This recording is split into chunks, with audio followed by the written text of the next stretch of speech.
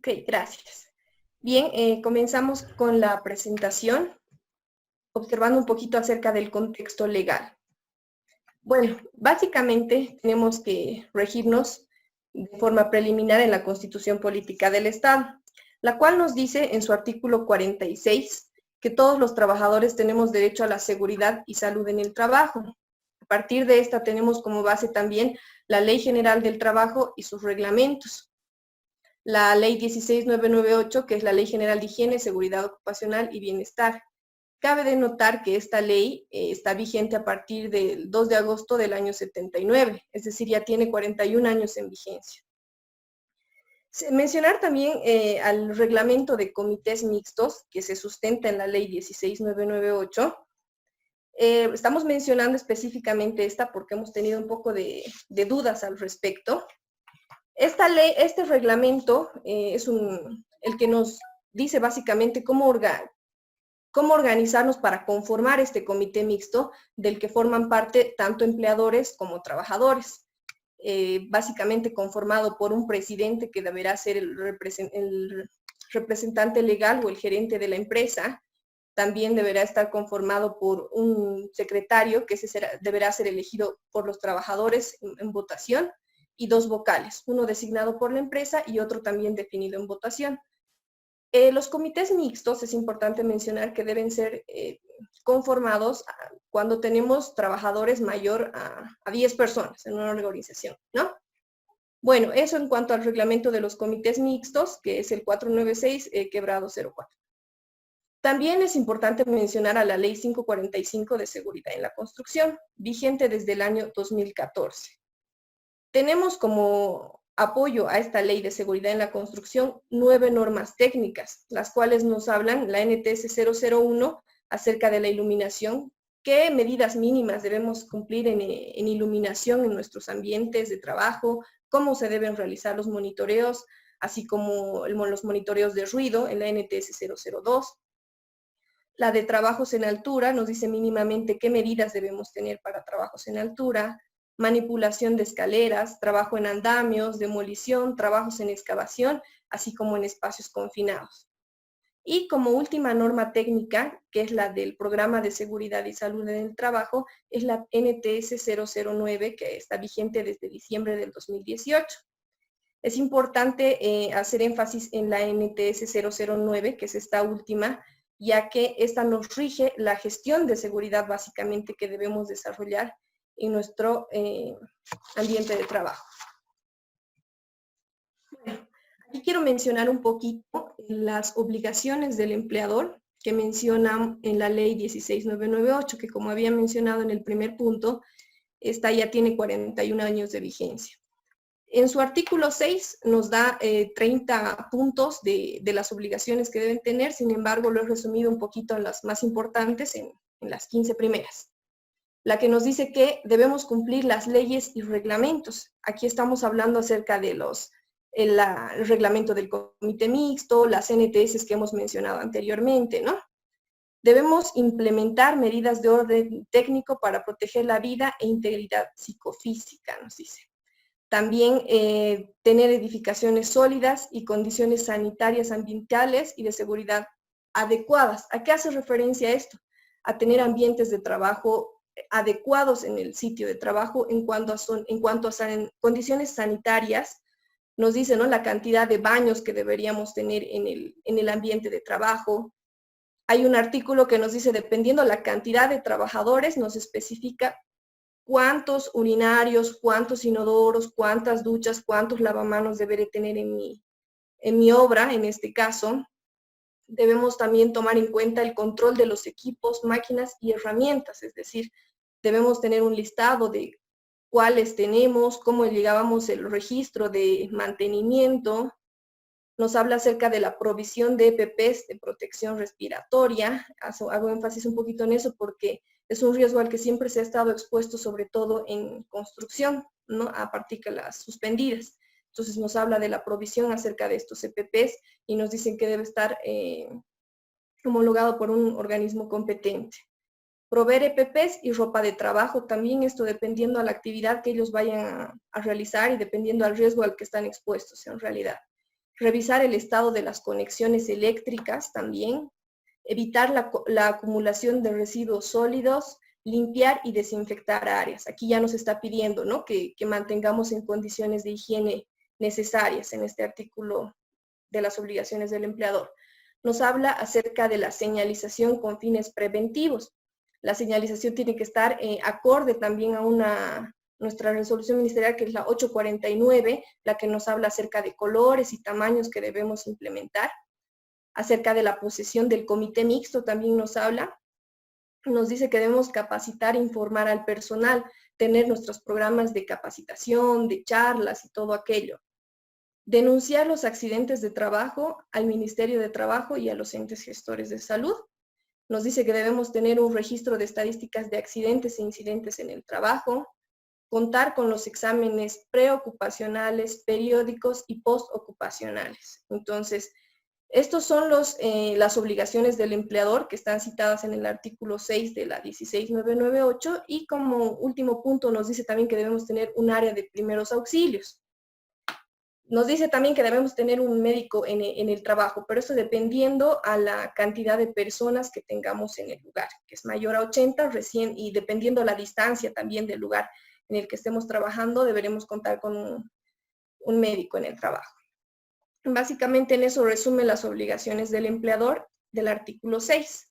Y a continuación quiero mostrarles un poquito el desarrollo de la NTS 009, que es la que les decía, en la implementación del programa de seguridad y salud en el trabajo que nos pide.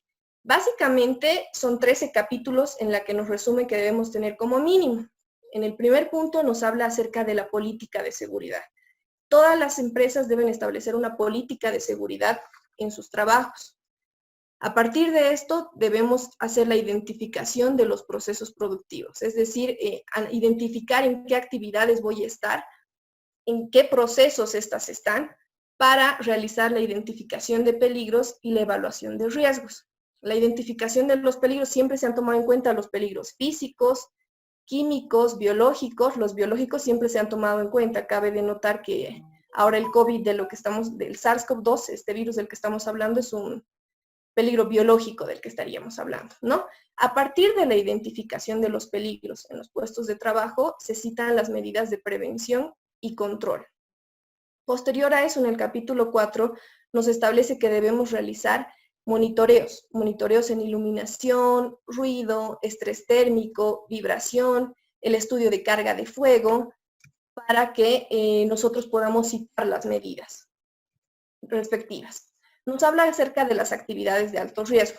Las actividades de alto riesgo consideradas por el Ministerio de Trabajo son trabajo en altura, trabajo en caliente, trabajo en espacios confinados o riesgo eléctrico, izaje, exposición a radiaciones u otra actividad de alto riesgo que yo haya identificado en mi identificación de peligros. Aquí podemos ver una actividad de alto riesgo, por ejemplo, en construcción, trabajo en altura a más de 1,80 m, donde, por ejemplo, acá podemos ver que cuenta con su línea de vida, su arnés, todo este procedimiento de trabajo deberé citarlo en este punto, que son las actividades de alto riesgo. En el capítulo 6 nos habla acerca de la descripción de las condiciones del ambiente laboral. Nos pide citar el orden y limpieza. Deberemos tener siempre un procedimiento de orden y limpieza en el trabajo.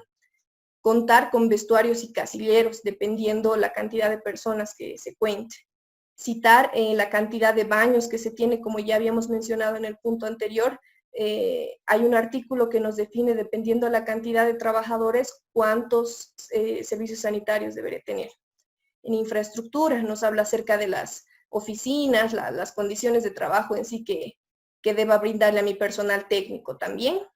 La revisión de las instalaciones eléctricas, maquinaria, equipos y herramientas. Hay que tener un listado de todas estas para poder mostrar nuestros respaldos de control que se están ejecutando, la gestión de residuos sólidos que se llevan a cabo, así como la manipulación de sustancias peligrosas. ¿Qué tipo de sustancias peligrosas tendremos en obra? Pues la gasolina, el diésel, Zika, todas estas que deberán tener también un tratamiento específico, un acopio en un lugar apropiado, ¿no? Nos habla acerca de la señalización que estamos implementando, hay que respaldar esta señalización, y también el tema de ergonomía.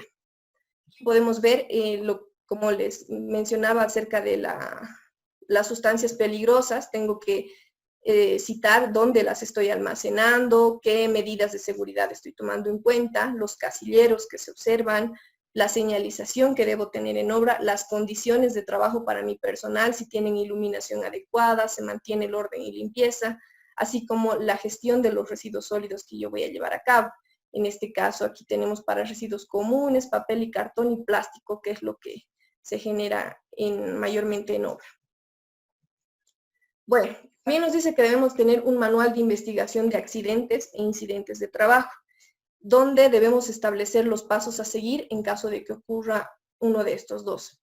También aquí debo respaldar los formularios de denuncia de accidentes, que como veíamos en el anterior punto, en el artículo 6, obligaciones del empleador, nos dice que debemos presentar estas denuncias de accidentes al Ministerio de Trabajo y al ente de gestor de salud en caso de que ocurra, ¿no? Aquí tenemos un accidente, por ejemplo, de obra, ¿cómo actúo en ese momento? Todo eso tiene que estar especificado en mi manual de investigación de accidentes.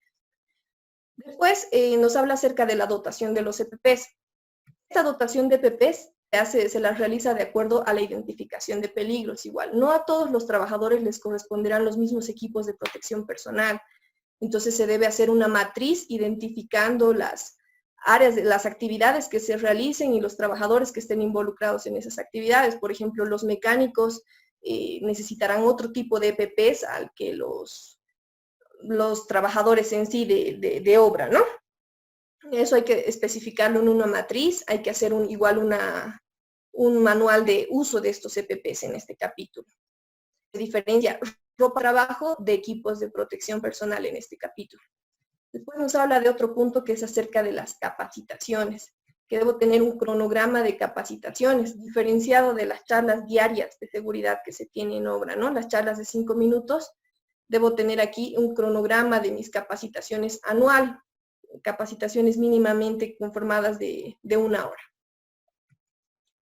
Nos habla acerca del comité mixto, igual, de la conformación de mi comité mixto, los informes trimestrales, los informes anuales que se hayan presentado, todo eso hay que justificar en este punto del comité mixto. Aquí, por ejemplo, tenemos una posesión del comité mixto en el Ministerio de Trabajo. La posesión del comité mixto primero se la hace en obra, en oficinas de la empresa, y posteriormente se eleva un informe al Ministerio de Trabajo para que ellos nos puedan posesionar, ya sea que vayan a nuestras instalaciones o nosotros podamos ir para que nos posesionen. En este caso, hemos asistido entre varias empresas para poder posesionarnos y hacer la declaración jurada en cumplimiento a las funciones.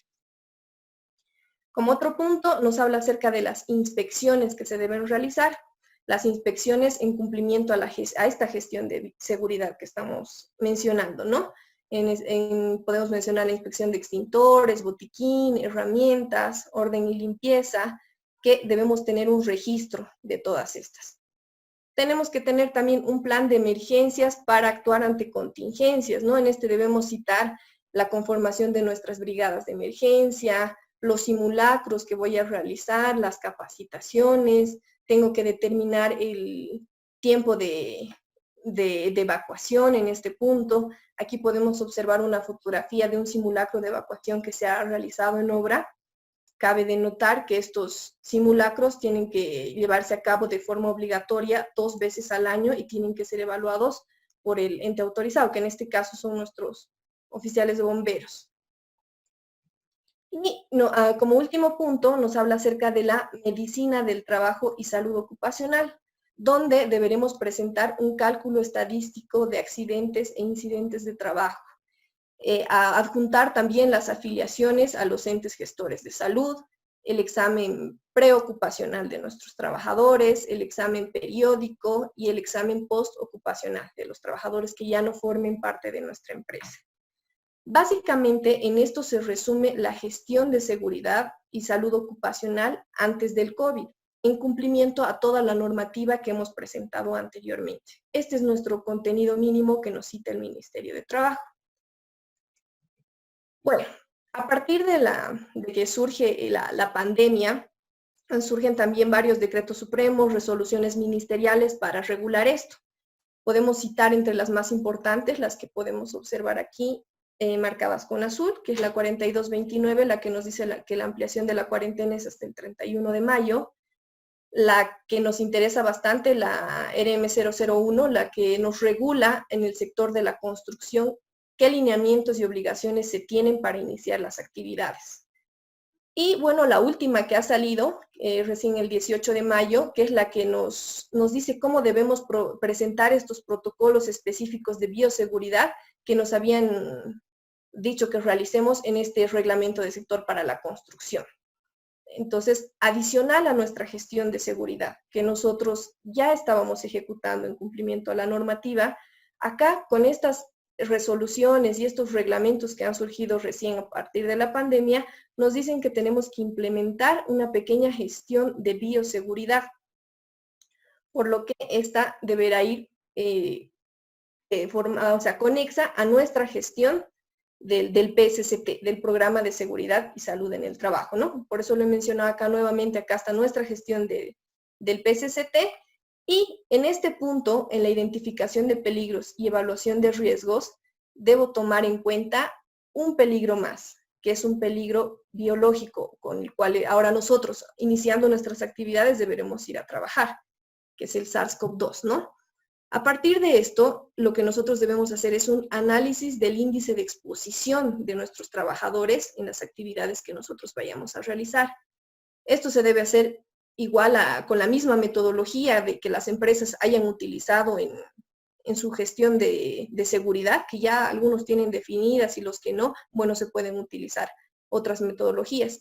Lo importante es identificar las medidas de prevención que yo voy a tomar en cuenta. Básicamente, como medidas preventivas, primero voy a citar las condiciones de trabajo como tal que debo tener preparadas para el inicio de mis actividades, que son temas de organización, ¿no? Los grupos con los que voy a trabajar, en qué horarios, ese horario deberá estar definido en función al riesgo del municipio, el transporte que yo vaya a utilizar, porque ahora nos dice que debemos brindar de forma obligatoria el transporte en el reglamento 001, tener un área de aislamiento, señalización, insumos de limpieza, todo eso lo deberé tener previo al inicio de mis actividades. Debo implementar y citar mis protocolos de bioseguridad. Estos protocolos de bioseguridad van a ir en respuesta al análisis del índice de exposición. No para todas las empresas va a ser igual, pero básicamente algunos que deberé tener de forma general son protocolos de ingreso y salida, protocolos de limpieza y desinfección, protocolo de manejo de residuos peligrosos, porque ya vamos a tener unos infecciosos, ¿no? Los restos de los barbijos o los papeles, Kleenex que yo vaya a utilizar en obra ya son puntos críticos de contagio. Entonces tengo que ver dónde voy a disponer, quién lo va a manejar, cómo lo va a manejar, y uno de los más importantes, el protocolo en caso sospechoso. Debo especificar todo eso, tener un cronograma de capacitación también conforme a este peligro nuevo que estamos evaluando, y obviamente nuestro seguimiento y control a esta gestión que estamos implementando de bioseguridad. Pero la pongo aquí al lado de esta gestión del Programa de Seguridad y Salud en el Trabajo para que podamos tomar en cuenta de que esta gestión no es independiente, sino que va a llegar a formar parte de nuestra gestión de seguridad ocupacional, ya que es un peligro más que estamos evaluando conforme a los peligros físicos y químicos que nosotros ya hayamos podido identificar en nuestras obras. Bueno, eso en cuanto a la gestión de seguridad y salud ocupacional, y en este caso a la gestión de bioseguridad que debemos implementar en nuestras empresas, en nuestras construcciones. Y ahora, para identificar un poco este nuevo peligro, debemos saber exactamente de qué se trata, ¿no? Entonces, a continuación, el ingeniero Pedro nos va a ayudar a valorar bien qué es el COVID-19, lo entendemos y vamos desarrollando.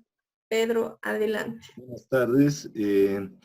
Bueno, continuando lo que decía la colega, una vez identificados todos los peligros, se puede gestionar la seguridad. En este caso, para retornar a nuestras actividades de construcción, tenemos un nuevo peligro, ¿no? Que es el COVID-19, en este caso al que le dicen coronavirus, el cual tenemos que entenderlo y conocerlo para poderlo gestionar. Si no, no podríamos saber qué medidas adecuadas tomar si es que no lo conocemos. Entonces, Pasemos a ver lo que es el COVID-19. Bueno, se conocen 7 tipos de coronavirus. 2 son los más conocidos, los que han tenido ya en su época su epidemia, el año 2002 con el SARS, el año 2012 con el MERS, que han tenido ya también su elevada cantidad de muertes. Y en este caso, en el específico que estamos hablando, es el SARS-CoV-2, que es uno de los virus que pertenece a la familia coronavirus, ¿no? El nombre de la enfermedad específica que causa este virus es el COVID-19. Entonces, estamos hablando de un virus que se llama SARS-CoV-2 y la enfermedad que se llama COVID-19. Este virus pertenece a la familia coronavirus y se le llama coronavirus por el aspecto que tienen todos estos tipos de virus, ¿no? Que tienen puntas similares a una corona. Otro punto a considerar y muy importante para entender la gestión que vamos a realizar es la propagación y el contagio. Si no sabemos cómo se propaga el virus o cómo se contagia, no vamos a poder establecer específicamente las medidas más adecuadas. Entonces, hablando de la propagación, al hablar, al toser o estornudar es donde se puede propagar este virus, ya que el virus está en las gotas de la saliva que tenemos y en las gotículas que salen de nuestro tracto respiratorio. Otra forma de propagación es cuando el virus está en superficies, donde se puede tener el contacto, ¿no? El contagio se va a dar con el contacto personal cercano, cuando hay una interacción social donde al hablar, al toser o estornudar pueden contagiarse entre 2 personas o más. Y la otra forma de contagio es cuando uno se lleva a tocar los ojos, la nariz o boca con la mano contaminada, luego de haber tocado alguna superficie donde haya estado el virus. El contagio de interacción social se da por las secreciones respiratorias, ¿no?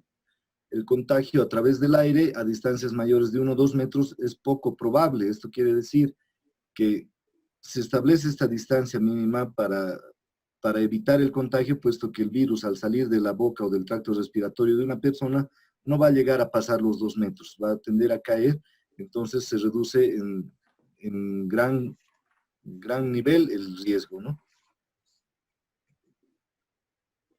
Otro aspecto bien importante es considerar la permanencia del virus, ya que hemos dicho que el contagio también se da por haber tocado una superficie contaminada. Entonces tenemos que conocer cuánto tiempo dura el virus en diferentes tipos de superficies. Aquí podemos apreciar que en el aire resiste hasta 3 horas, en el cobre 4 horas, en el cartón o papel estaríamos hablando de 24 horas, en el plástico 3 días y en el acero inoxidable de 2 a 3 días también. La probabilidad de contagio es un aspecto que tenemos que considerar al momento de hacer un análisis de riesgos. La Organización Mundial de la Salud ha establecido una estadística donde dice que el 50% de los contagios se da por interacción social, es decir, cara a cara, ¿no? El contagio que veíamos por las secreciones respiratorias se da en la interacción social y el 50% de la probabilidad del contagio es por este motivo, ¿no? El 35% de la probabilidad del contagio es dada por la contaminación cruzada, que significa que se da por la contaminación por intercambio de materiales de mano a mano. Por ejemplo, cuando vamos a una tienda y compramos algún artículo, les damos un billete o recibimos un cambio, ahí estamos hablando de la contaminación cruzada. El 35% de la probabilidad de contagio es por esta acción. Y el 15%, que es el más reducido, es por patrones de movimiento y superficie. Esto es cuando uno no tiene contacto con ninguna persona, sin embargo, sí tiene contacto con superficies donde esté depositada el virus. ¿No? Si uno se apoya en una baranda o en un ascensor, por más que no haya tenido contacto con ninguna persona, puede tender a contagiarse por llevarse la mano a la boca o a los ojos, ¿no?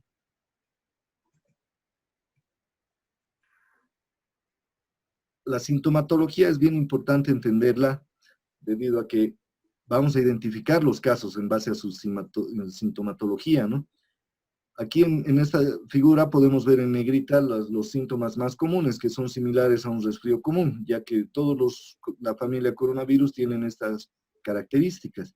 Entonces, la fiebre, la tos seca, la dificultad para respirar o disnea son los síntomas más comunes. Y como síntomas secundarios estaríamos hablando de la congestión y secreción nasal, el dolor de garganta, el cansancio y dolor muscular o la diarrea. Entonces, al hablar de estos síntomas secundarios, no podríamos directamente asociarlos con esta enfermedad. Por ejemplo, si uno tiene cansancio, dolor muscular o un dolor de garganta, no podría directamente decir que está con sintomatología del SARS-CoV-2, a menos que se asocien estos síntomas a alguno de los más comunes, que es la fiebre, tos seca. Entonces ahí ya podríamos alertar, ¿no? Ahora sí, vamos a ver un punto de cómo gestionar la bioseguridad, cómo debemos hacer en nuestra obra para gestionar. Lo primero es analizar los riesgos que existen en base a la actividad, en base a la cual vamos a plantear medidas preventivas y protocolos de bioseguridad. Todo esto podemos contenerlo dentro de un plan, un documento, que es el documento madre que va a contener todas las medidas, las formas, los protocolos, los recursos necesarios para poder gestionar esta bioseguridad. ¿Cuáles son los objetivos de la gestión de bioseguridad? El que más nos importa, el que más nos interesa en este caso es disminuir el riesgo de contagio del personal en sus actividades. Si vamos a iniciar una obra, nuestro primer objetivo tiene que ser reducir su riesgo de contagio de todo el personal para que puedan trabajar tranquilos y seguros.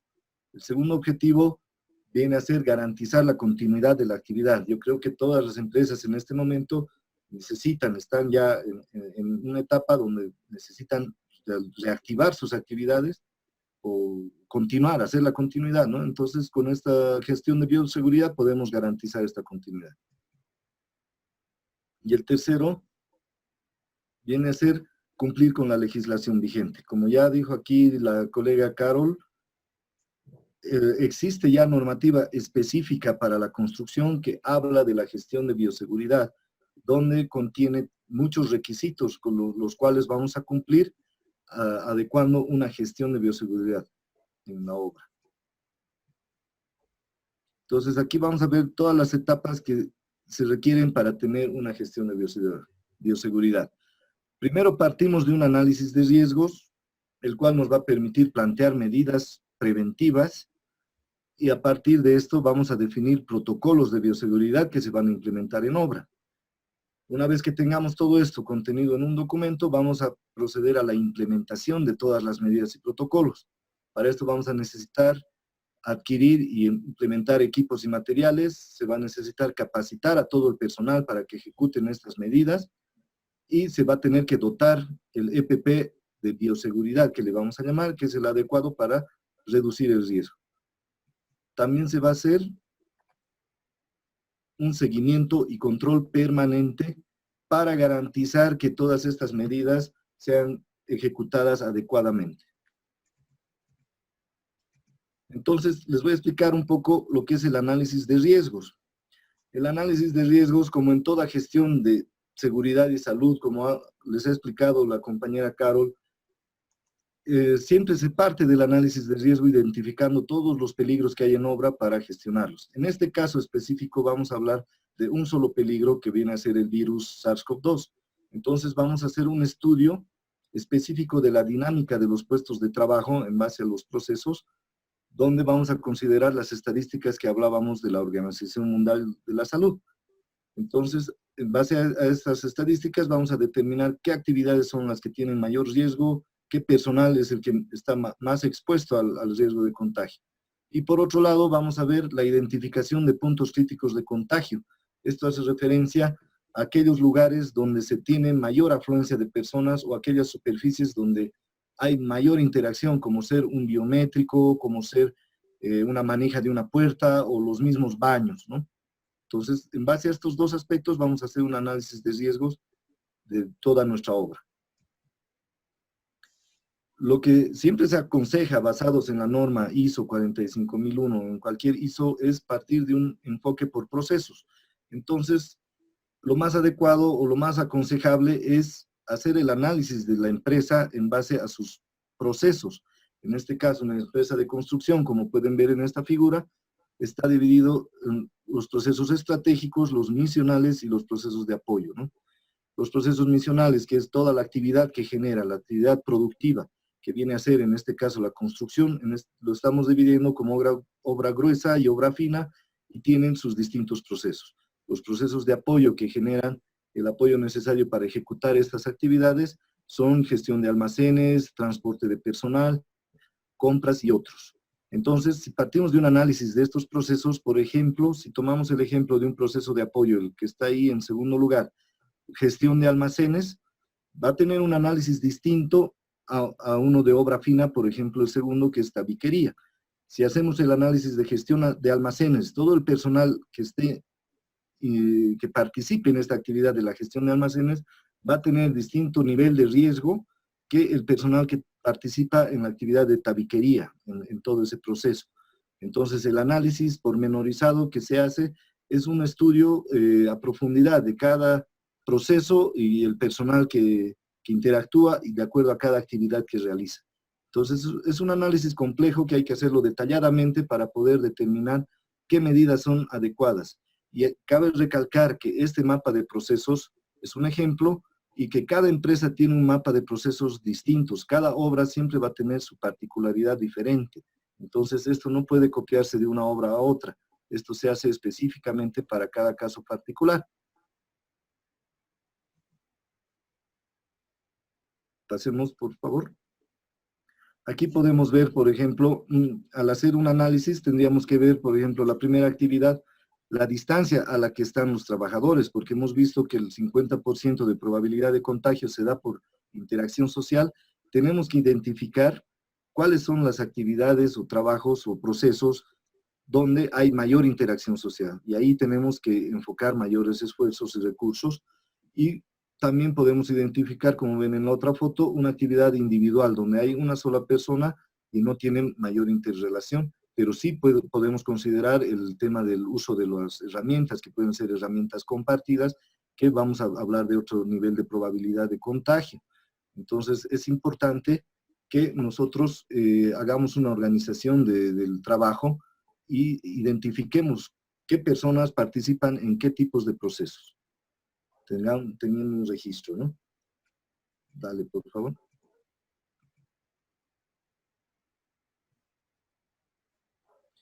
Entonces, las medidas preventivas que se van a asumir parten de este análisis de riesgo. Vamos a hacer un estudio pormenorizado de todas las actividades, todo el personal y su dinámica de trabajo, y a partir de ahí vamos a establecer este rango de medidas preventivas, ¿no? Medidas organizativas, materiales y equipos a implementar, equipos de protección personal que se vayan a dotar, la señalización y la limpieza y desinfección. Partimos de las medidas organizativas.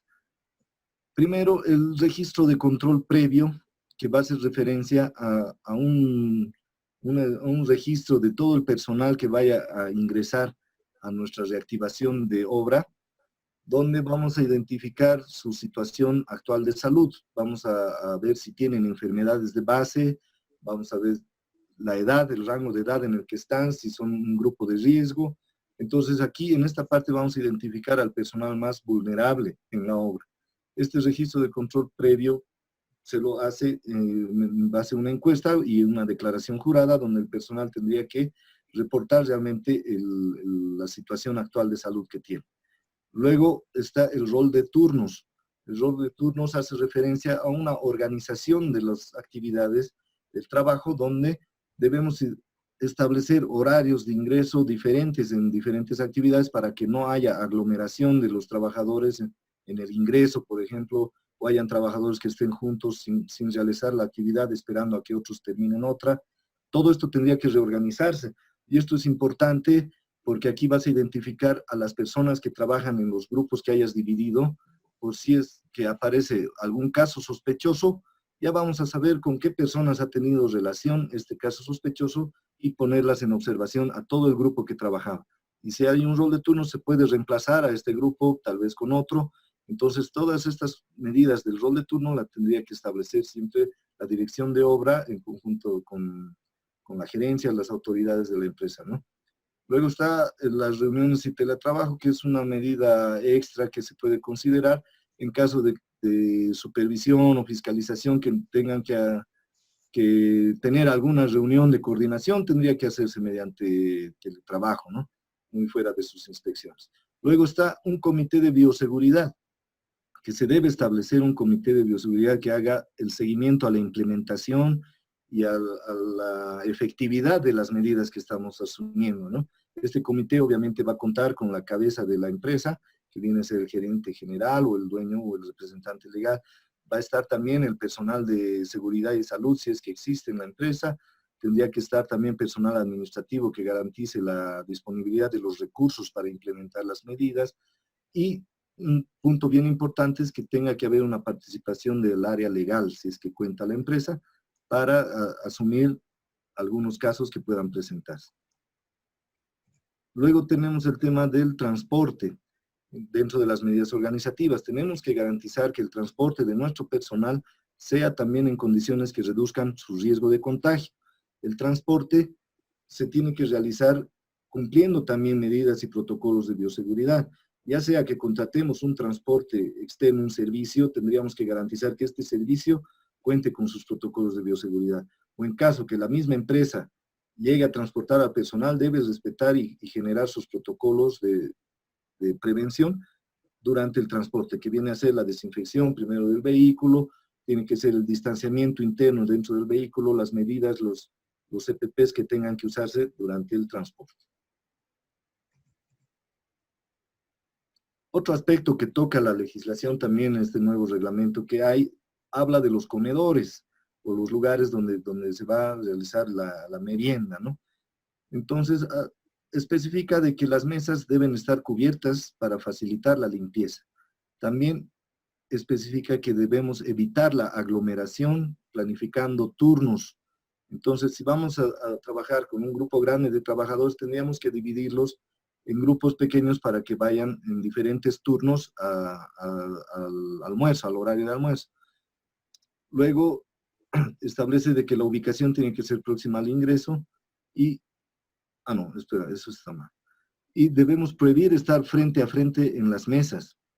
No podemos acomodar a dos personas que se vean cara a cara durante el almuerzo, porque ahí ni siquiera ya usan el barbijo, entonces van a estar expuestos frente a frente. Entonces se debe garantizar este distanciamiento, que no se sienten frente a frente y que estén separados también, que no pueden sentarse lado a lado. Tiene que haber un espacio, como pueden ver en esa imagen, hay una forma donde indica dónde sentarse, ¿no? Y hay unos ciertos espacios.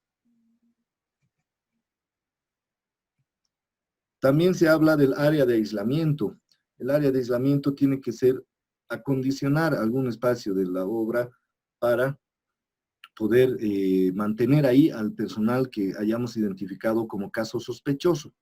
Entonces, esta área de aislamiento tiene que tener estas características, tiene que estar alejado de los demás puestos de trabajo, tiene que ser un espacio amplio y aireado, tiene que estar ubicada próxima al ingreso, tiene que tener una silla, una mesa, agua y también contar con algunos implementos como los barbijos o mascarillas quirúrgicas, el protector facial o algunos guantes y tener contenedor de residuos peligrosos, ya que en esta área es donde el personal de caso sospechoso que haya sido identificado va a tener que esperar hasta que lo recojan y lo lleven de acuerdo al procedimiento que se establezca con su ente gestor de salud.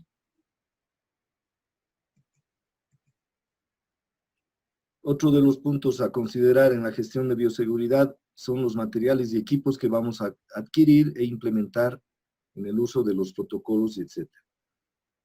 Primero, el termómetro, que es importante porque al ingreso de cada jornada de trabajo se va a registrar la temperatura de todos los trabajadores para ver si alguno llega a pasar de los 38 grados, ya es una alerta porque es un síntoma primario de esta enfermedad, entonces se lo tendría que poner en el área de aislamiento. Luego está el pediluvio, que es un dispositivo, un equipo donde los trabajadores tienden a poner sus zapatos al entrar para desinfectarlos, ¿no? Luego están los equipos de desinfección, que son los fumigadores y las sustancias que se van a utilizar, hipoclorito de sodio o alcohol. Luego están los implementos para higiene, que son los jabones líquidos, los sanitizadores, también los contenedores y bolsas para los residuos que vienen a ser los residuos desechables de los barbijos o guantes que se hayan utilizado en la obra, o papeles, Kleenex, etc. Otra de las medidas preventivas es el EPP de bioseguridad. ¿Será que es necesario que los trabajadores entren con esta ropa, con un overol, doble guante, mascarillas, etcétera? Pues no. Primero hablemos de los overoles impermeables o los trajes de protección.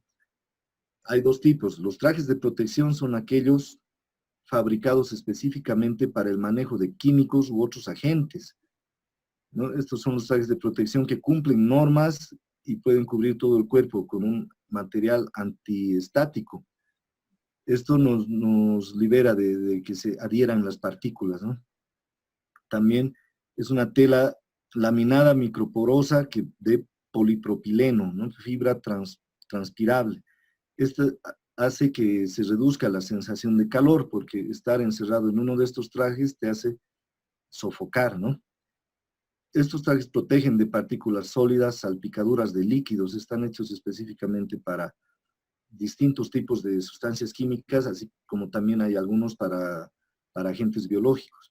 En cambio, el overol impermeable, que es el que está al lado, el verde, este solamente es impermeable, impide que pase el agua y podría considerarse como una ropa más. En este caso, si hablamos del virus, tampoco nos da mayor beneficio que es un abrigo más, ¿no?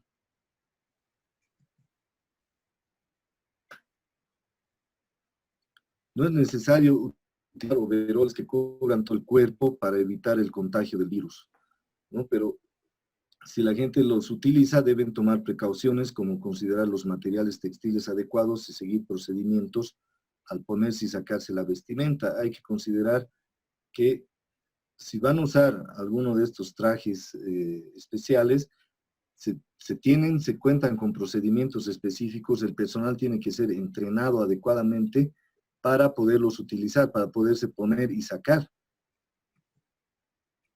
Dale el siguiente, por favor. Aquí podemos ver que hay distintos tipos de estos trajes, los trajes de protección, ¿no? Está el tipo 4, el tipo 5, el tipo 6, y abajo donde pueden ver esa flecha roja, podemos ver que hay algunos trajes específicos, hay uno específico que es para protección contra agentes infecciosos, microorganismos. Ese traje sería el único adecuado, el que debería usar el personal de salud, el que tiene que usar el personal que está directamente expuesto al virus, ¿no? Y estos trajes hay que considerar que son desechables. O sea, si nosotros quisiéramos usar en obra este tipo de trajes, en primer lugar tendríamos que escoger este, que es el que hace referencia a microorganismos. Sin embargo, hay que considerar que al ser desechables tendríamos que gastar no sé cuánto presupuesto en darles cada día uno a cada trabajador, y tampoco tiene el beneficio que esperamos, porque el virus te va a contagiar por el tracto respiratorio. El traje no va a ser beneficioso. En caso de obras, no es recomendable este tipo de trajes. Aparte, lo que les he dicho hace un momento, es que necesita un entrenamiento especial el personal para podérselo poner y quitar adecuadamente sin tocar el traje. Es un entrenamiento específico y que tiene que ser certificado, así que entonces no podríamos hablar de estos trajes, y estaríamos mal en recomendar que se utilicen este tipo de trajes de seguridad en nuestra actividad, que es la construcción, ¿no? Porque además, por la dinámica de la actividad, les va a generar también calor y todo, entonces no viene a ser benéfico, no es recomendable. Ahora hablemos del barbijo. Yo creo que todos tenemos siempre este tema, estos cuestionamientos sobre los barbijos, ¿no? Sabemos bien cuál es el uso, sabemos cuál es la función. En primer lugar, a ver, hay una pregunta que todos nos hacemos. ¿El virus podrá atravesar el barbijo? Pues sí, los virus son tan pequeños que pueden atravesar el material del barbijo, ¿no? Se pueden ver, a ver, ponme la flechita. el virus sí puede ingresar por el barbijo. Entonces, esto no podemos usar como una barrera de protección ante el virus, ¿no? Sin embargo, tenemos algunas consideraciones, ¿no? Los virus tampoco andan sueltos como mosquitas, ¿no? Los virus se trasladan mediante gotículas de saliva. El barbijo impide que estas gotículas salgan. Es decir, el barbijo ha sido creado específicamente para que lo que tú botas de tu boca no pueda propagarse por el exterior. Entonces, el barbijo ha sido más que todo para proteger a los que están alrededor, ¿no? El médico que se pone ya no va a contagiar a los demás usando el barbijo, ¿no? Sin embargo, también puede bloquear el contacto con estas gotículas en caso de que alguien estornude o tosa y te llega. El barbijo puede ser como una primera barrera de protección en el caso de una gota de saliva. Entonces, podría tener alguna función así. No está el estudio comprobado específicamente. Sin embargo, se recomienda el uso de este barbijo solo cuando hay contacto directo con otras personas, a menos de 1.5 metros, ¿no? Que quedamos. Entonces, se recomienda el uso específicamente cuando uno está en contacto directo con otras personas. Ahora veamos otro tema donde siempre se generan dudas, que es la diferencia entre el respirador y la mascarilla quirúrgica, que es el barbijo que le llamamos comúnmente.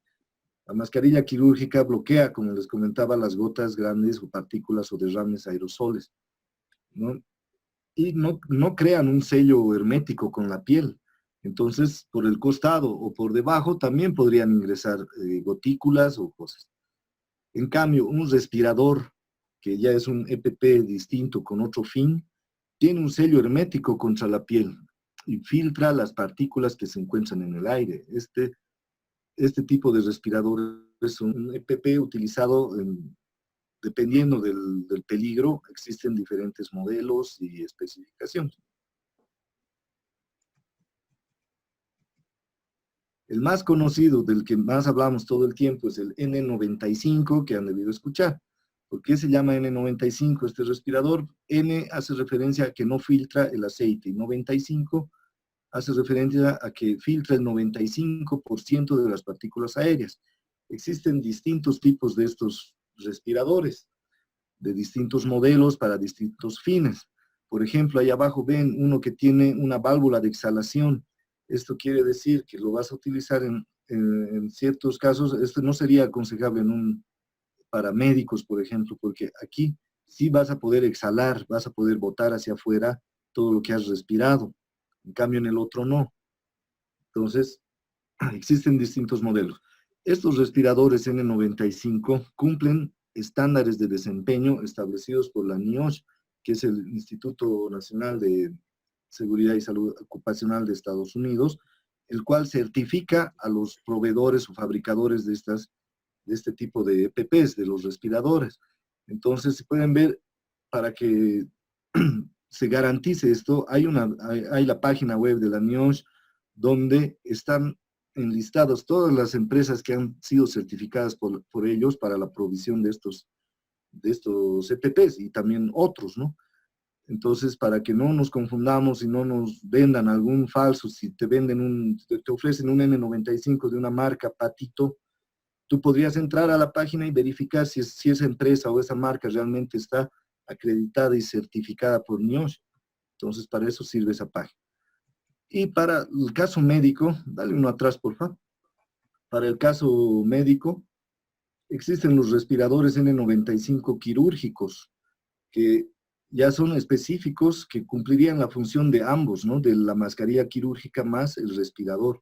Y aparte de la NIOSH, también está certificado por la FDA, ¿no? Que es la Agencia de Medicamentos y Alimentación también de Estados Unidos. Entonces ya está certificado por doble partida y es para el uso médico, es lo que usan en los hospitales actualmente. Ahora sí.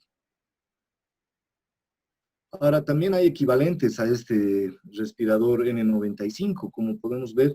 En México hay el N95, en Europa el FFP2, en China uno que es bien conocido también, el KN95 en P2. Entonces esto quiere decir que en cada país tiene su su asociación o su instancia que certifica este tipo de EPPs.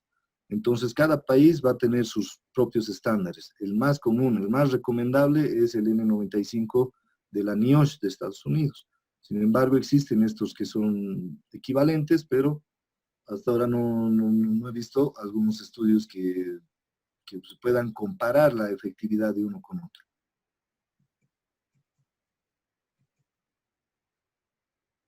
Entonces, volviendo al tema de la gestión de bioseguridad en obra, los equipos de protección personal que llegaríamos a utilizar máximo para nuestros trabajadores obreros en nuestra empresa sería el barbijo o mascarilla quirúrgica y el protector facial.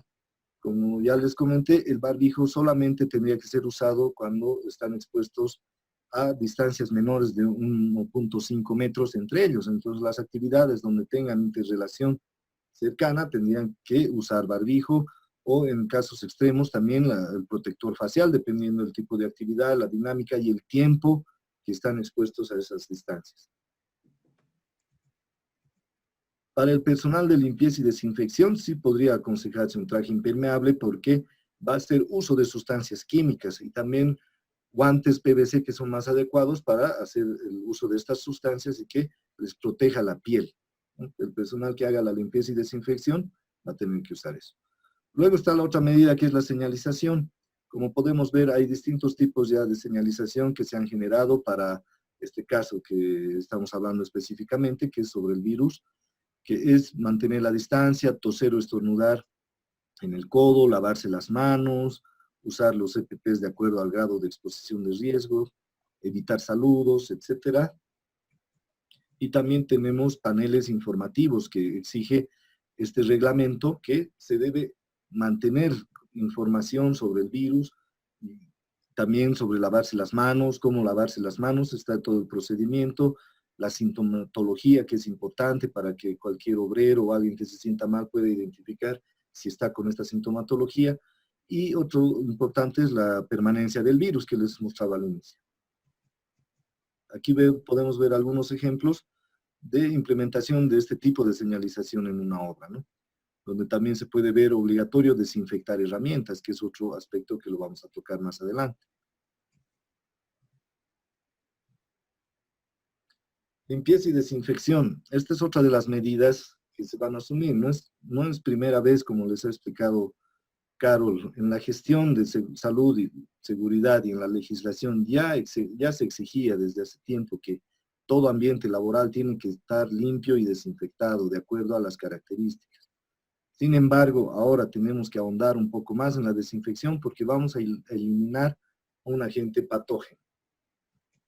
No tenemos que considerar los tres tipos de desinfección que vamos a ver dentro de nuestra obra, ¿no? En primer lugar está la limpieza y desinfección en trabajadores, que vamos a ver el tema del lavado de manos. Esa es una desinfección con la sustancia, con el jabón. Luego está podemos considerar también el uso de pediluvios para la desinfección de los calzados en trabajadores.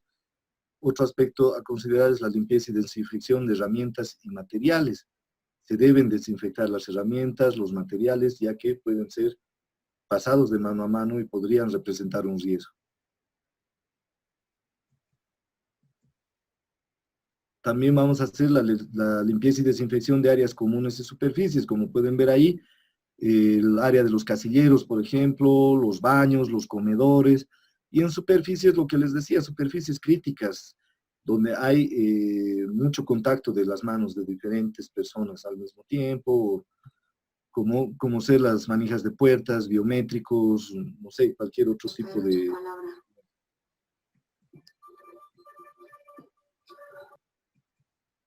Entonces se va a establecer un programa de limpieza y desinfección, el cual se debe hacer de la siguiente manera. Primero se va a hacer un inventario de las áreas que vamos a desinfectar. Luego se va a identificar las superficies críticas que les comentaba, ¿no? Las manijas de puertas u otros. Luego se va a definir con qué sustancias vamos a desinfectar cada una de estas cosas y vamos a determinar con qué concentración de cada sustancia vamos a hacer. No es nomás meterle cualquier concentración y cualquier sustancia. Hay que determinar específicamente para qué el tipo de concentración.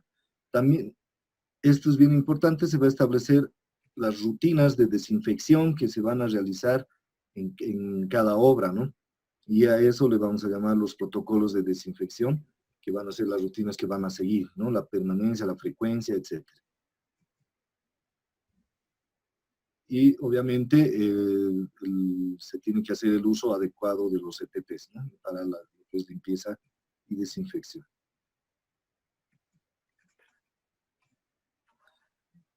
Hablemos primero de la preparación del desinfectante. Han debido escuchar varias recomendaciones: alcohol al 70%, hipoclorito al 5%, etcétera, ¿no? Para este caso, hay hartas sustancias desinfectantes. Sin embargo, consideremos las más comunes, las que más se van a usar, las que recomendamos por el tema de accesibilidad y recursos, ¿no?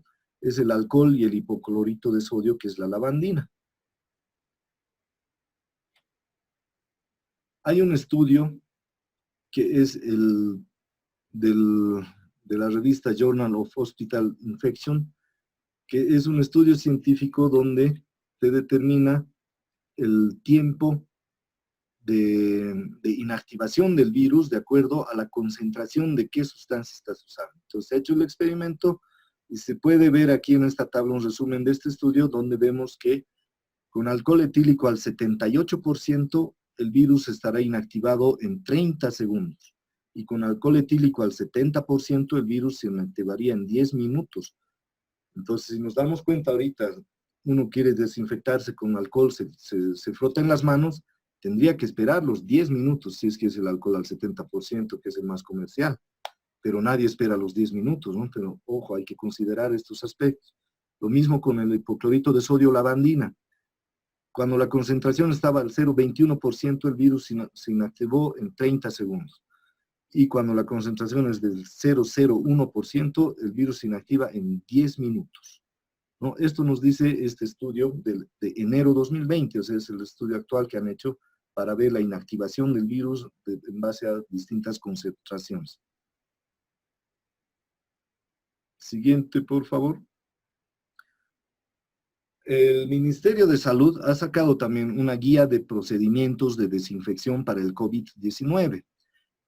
En esta guía, el Ministerio establece que el hipoclorito de sodio al 0,1% se debe usar en superficies y exteriores libres de materia orgánica, pero te aclara que debes esperar 90 minutos para su acción. Entonces, este le da mayor tiempo de espera, ¿no? Para la inactivación. Luego te dice que el hipoclorito al 0,05 se debe utilizar para acción en manos y ropa, pero no te especifica el tiempo de acción. Luego también te sugiere usar etanol al 70%, que es el alcohol, para aplicación en ropa y manos y superficies, y tampoco te especificó un límite de tiempo. Entonces, es bueno conocer los tiempos también para poder plantear qué concentración vas a utilizar. Para cada caso se debe definir las concentraciones, ¿no? Aquí les pongo un ejemplo. Si vamos a hablar del hipoclorito de sodio, que es la lavandina, va a ser diferente la concentración que vamos a usar para un baño que para un pediluvio. No puede ser la misma, ¿no? A ver, siguiente, por favor. Para el baño vamos a establecer una concentración del 0,01%. ¿Por qué? Porque en el estudio te dice que al 0,01% el virus se inactiva en 10 minutos. Entonces podríamos usar esa concentración para desinfectar los baños y esperar luego de 10 minutos que se pueda utilizar. Entonces no necesitaríamos usar mayor concentración de hipoclorito de sodio. En cambio, en un pediluvio donde el trabajador pasa rápido, tendría que ser ya la mayor concentración vista, que es el 0,21%, para que la desinfección sea durante 30 segundos, para que tenga una efectividad más rápida. ¿No? Viendo este ejemplo, podríamos identificar que para cada caso es bien distinto el tema de las concentraciones, ¿no? En cada caso tenemos que determinar cuál vamos a usar. Ahora pasemos a ver lo que son protocolos de seguridad. Estos son las rutinas. A ver, la siguiente, por favor. ¿Qué es un protocolo? Viene a ser un conjunto de reglas de formalidad que rigen los actos. Son rutinas que garantizan un fin esperado, ¿no? En un idioma más común vendría a ser el paso a paso que tenemos que seguir para garantizar la reducción del riesgo de contagio. Estos son los protocolos, ¿no? En este caso vamos a considerar 4 protocolos básicos. Podrían también tal vez implementar en otras obras más, en otras obras tal vez algunos no, dependiendo.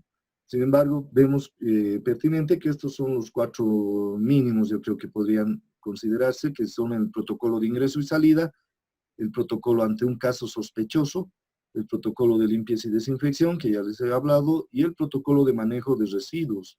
Estos residuos obviamente se refieren a los residuos peligrosos a raíz del virus. Les voy a mostrar, por ejemplo, el protocolo de ingreso y salida, cómo podría ser. Respetar la fila con distancia mínima de 1.5 metros. Registro de temperatura. Entonces, cada persona que ingrese se le va a registrar la temperatura. Desinfectar los zapatos en el pediluvio. Luego, lavarse las manos. Posteriormente, guardar su ropa en una bolsa y colocarse los EPPs. Volverse a lavar las manos y finalmente iniciar las actividades. Estos son el paso a paso. Tendría que seguirse de ese orden y a los trabajadores hay que entrenarlos y acostumbrarlos a que sigan este protocolo. Si no siguen esto, tendría que haber alguna sanción, no sé, pero tiene que haber un control para que este protocolo se cumpla. El registro de temperatura es bien importante porque antes de empezar todo ya podrías identificar ahí el caso sospechoso y alejarlo de los demás trabajadores, ¿no? Ahora veremos un ejemplo de más o menos cómo sería la aplicación de esto. Miren ahí, en el ingreso a la obra le está midiendo la temperatura, hay una persona que está haciendo el registro, están con el EPP adecuado y los trabajadores están haciendo una fila respetando la distancia, ¿no? Pasemos a ver el siguiente protocolo. Como ejemplo, también les pongo un protocolo que es ante el caso sospechoso. Aquí, lo primero, al identificar un caso sospechoso, se debe comunicar al inmediato superior o al personal encomendado por el Comité de Bioseguridad. Luego, ingresar al área de aislamiento. Luego, comunicar al ente gestor de salud con el cual está afiliado, asegurado o con el que tenga el contacto. Luego, acatar las recomendaciones del ente gestor de salud, descartar el COVID-19 y presentar respaldos de su condición de salud para poder reincorporarse de nuevo al trabajo. Más o menos así los pasos paso a paso que debería generarse en un protocolo de bioseguridad dentro de la obra, ¿no? Ahora pasemos con Carol.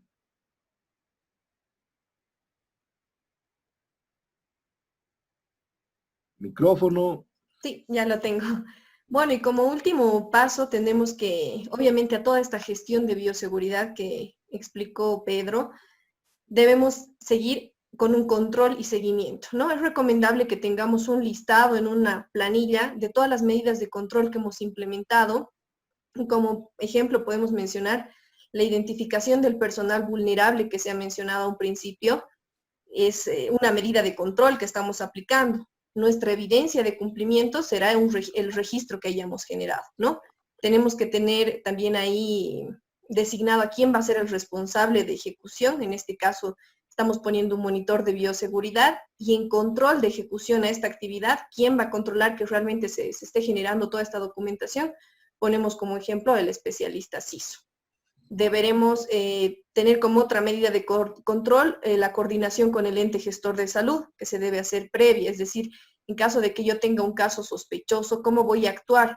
Hemos citado un protocolo base que dice que en un punto se debe hacer contacto con el ente gestor de salud o con el hospital público más cercano, y dependiendo a lo que ellos nos hayan definido, nosotros ya tendremos que saber cómo actuar en ese momento. Si tengo un caso sospechoso, ingresa a mi área de aislamiento, y espero a que ellos me manden una ambulancia para que puedan llevarle a hacer la prueba, o yo le tengo que llevar, eso ya tiene que estar definido, ¿no? La evidencia del cumplimiento es el lineamiento de actuación ante caso sospechoso. Responsable de ejecución, en este caso nosotros ponemos administración y control a especialista CISO, ¿no? Otra medida de control es el triaje que había mencionado, que se debe hacer en el ingreso y salida. es decir, el control de temperatura, el ingreso por el pediluvio, lavado de manos. La evidencia de mi cumplimiento tiene que ser un control diario, un registro que, como veíamos en la imagen, ahí había una persona tomando los datos, ¿no? ¿Quién va a ejecutar? Ya nosotros designamos, y quién va a controlar la ejecución de esa actividad también. La dotación de los EPPs es otra medida de control que yo voy a aplicar, entonces también deberé tener un registro de dotación de EPPs específico para bioseguridad. ¿Quién va a ser responsable de ejecución y de control? También lo puedo tener definido en mi planilla. Las capacitaciones específicas en bioseguridad también es una medida de control que se puede aplicar. Entonces, la evidencia de cumplimiento son estos registros de capacitación, así como los procesos de desinfección que yo vaya a realizar en la obra, de acuerdo a lo que haya establecido, proceso de desinfección para áreas comunes, para herramientas, para baños, para oficinas, todos estos tienen que tener una evidencia de cumplimiento. Entonces, puedo elaborar un formato de registro en el que yo vaya haciendo el seguimiento de que esto se esté cumpliendo, ¿no? La importancia de esto es que cuando, en caso de que el ministerio nos vaya a hacer una inspección en cumplimiento a nuestros protocolos que nosotros hayamos ingresado, tenemos que tener algún respaldo. Y este respaldo van a ser nuestras evidencias de cumplimiento, básicamente registros, todo lo que nosotros hayamos mencionado aquí. Entonces es importante tener el orden de esto y tener claro quién va a ser el responsable, quién va a controlar.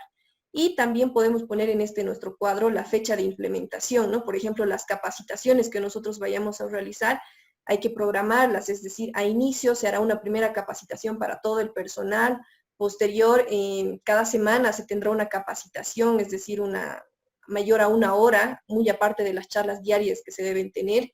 Entonces, puedo poner las fechas de implementación y así como de los procesos de desinfección. Es muy, muy importante este aspecto del control y seguimiento que nosotros le vayamos a dar a nuestro plan de bioseguridad, a nuestros protocolos de bioseguridad, para ver que se estén ejecutando de la forma correcta, o en caso de que hayamos identificado alguna falencia, algo que no va, para poderlo readecuar también nuestro plan de bioseguridad. Esa es la importancia del control y seguimiento. Bueno, muchas gracias. Están nuestros contactos. Creo que tenemos algunas preguntas. Sí, vamos a pasar a responderlas. Ahí están nuestros contactos por si gustan que les pasemos. En algunos casos tal vez va a ser necesario algo de documentación, o que podamos ayudarnos en el grupo. Rodri, doy campo a la... Sí, muchas gracias, Carol, Pedro. Hay algunas consultas. Podremos ir resumiendo porque son varias. Por ejemplo, ingeniera Carol, buenas tardes. En el punto 3, mi pregunta es, ¿cuándo se va a trabajar en provincia en mayor a los obreros los usos de baños? Los realizan cerca de los ríos, casas abandonadas, si es que hubiera alguna, o también no lo entendí. Más o menos creo que se refiere a que en provincias, ante la ausencia de sanitarios y colectores, ¿cuál sería la recomendación? Bueno, sé que es un poco difícil la instalación de baños en provincia, pero se recomienda por lo menos tener baños ecológicos, ¿no? Que eso ya deberíamos haberlo tenido previsto previo al inicio de actividades, porque no es algo nuevo que necesitaríamos, sino es algo que ya estaba en la ley como requisito en el punto de obligaciones del empleador. Sí se podría optar, pienso, quizá no vamos a poder cumplir con la cantidad de baños que nos pidan, ¿no? Porque es un poco difícil, pero con los baños ecológicos podemos optar por eso. Por lo menos yo trabajo con eso sin problema cuando he trabajado en lugares un poco alejados. Gracias. Consulta. Los barbijos y desechables para COVID-19, ¿cómo se deberá almacenar los mismos? ¿En el mismo lugar del resto de desechos u otro? Es justo lo que mencionaba Pedro, ¿no? Que hay que tener un protocolo específico ahora para poder disponer estos residuos, porque ya son bioinfecciosos. Entonces se recomienda que estos estén en un contenedor rojo señalizados con residuos bioinfecciosos, y que explicar que cada trabajador que tienen que desechar esos residuos en el lugar, es decir, los barbijos desechables diarios ahí, así como los Kleenex y todo implemento infeccioso que pueda resultar. Entonces, tiene que tener un protocolo específico. Nosotros hemos implementado en alguna empresa ya, y hemos optado por los contenedores rojos y las bolsas rojas. Previo, la persona que vaya a realizar el recojo también de estos residuos tiene una capacitación específica para poderlos manejar. Gracias. Consultan los implementos de EPPs de bioseguridad, ¿cómo almacenar? ¿Qué protocolo deben seguir y bajo qué normativa de bioseguridad se aplican los mismos? Bueno, no hay normativa para manejo de EPPs de bioseguridad como tal. Sin embargo, como habíamos mencionado, el personal debe contar con casilleros apropiados en sus vestuarios. Entonces, sí se recomienda el hecho de que guarden en el sitio. El EPP de bioseguridad, básicamente después de la explicación de Pedro, pues, del que constarían es el protector facial o la mascarilla quirúrgica, el barbijo, ¿no? Que en este caso va a ser desechable y no vamos a tener que almacenar. En cuanto a EPPs de bioseguridad, lo manejaríamos de esa forma. Gracias. Consulta. ¿Es recomendable paralizar la obra en caso de sospechoso? ¿O qué recomendaría, ingeniera Carol, para un sospechoso? Ya, sí, en ese aspecto es importante que, como mencionaba igual Pedro en un punto, hay que tener la organización de los grupos de trabajo previo al inicio de actividades, ¿no? Es decir, ¿qué pasa si un día me llega un trabajador con una temperatura mayor a 38 y tiene sintomatología? Lo primero que yo voy a hacer es llevar a mi área de aislamiento, comunicarme con el ente gestor de salud o con el hospital público más cercano que yo haya establecido el lineamiento para actuar. Y bueno, pues a partir de eso el comité de bioseguridad se tendría que activar para hacer la investigación de con quiénes ha tenido contacto. Obviamente somos un grupo específico, ya va a tener contacto con la mayoría de nuestro personal. Lo recomendable sí es que tengamos que paralizar actividades todos y tengamos que entrar en una cuarentena, ¿no? Unos 15 días para ver quiénes más podrían haber sido contagiados, para descartar, y se recomienda por eso que tengamos unos 2 grupos de trabajo para que no se tengan que paralizar las actividades como tal.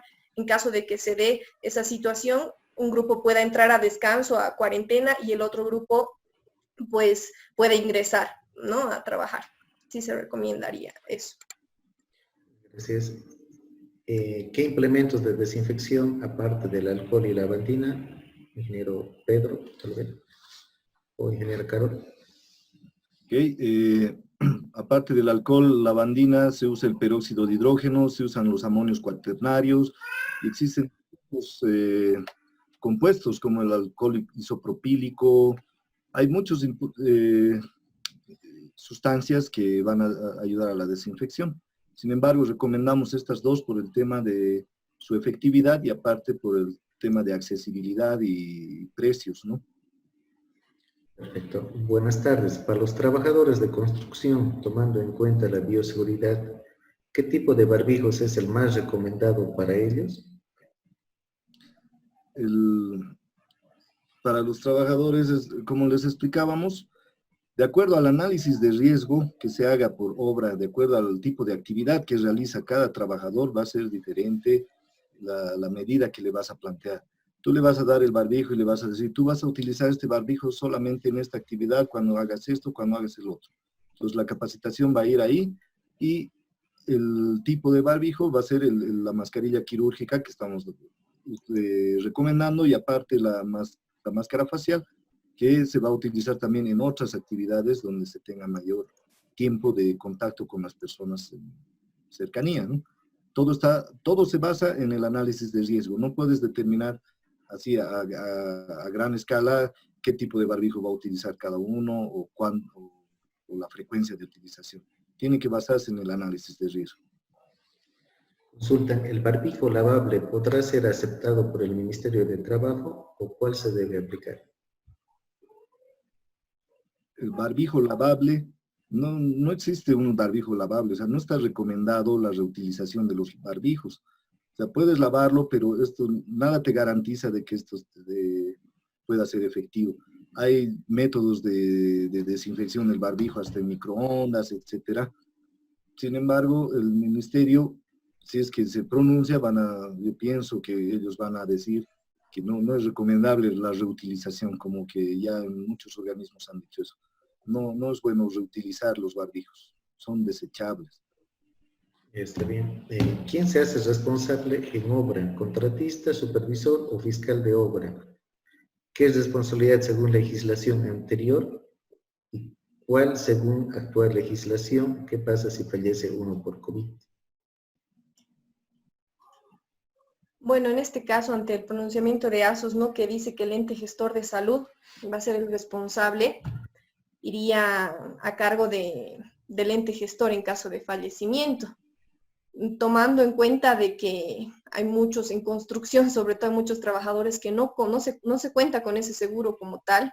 Habría que ver los seguros contra accidentes, ¿no? Si nos están cubriendo o no este aspecto. He visto que hoy en día están sacando, bueno, pues Nacional Vida, Alianza, varios seguros que están sacando los seguros contra muerte y COVID. Sería bueno analizar un poco nuestros seguros contra accidentes en caso de que no tengamos ente gestor de salud, es lo que tal vez podría acotar. ¿Y quién sería el responsable en obra? ¿Contratista, supervisor o fiscal de obra? Bueno, pues no habría responsable como tal ellos, o sea, quien asume la responsabilidad, como decíamos, es el ente gestor de salud, según ASUS, ¿no? No podríamos responsabilizar al empleador en este caso, que es como estaba de forma preliminar.